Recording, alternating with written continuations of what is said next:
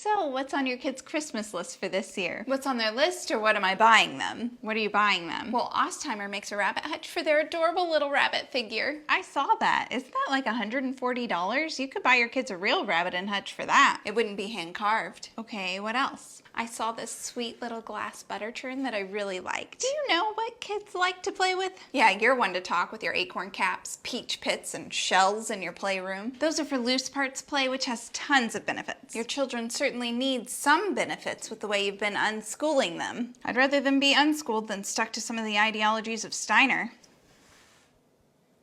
Well, what's on your kids' Christmas list? What's on their list, or what am I making them?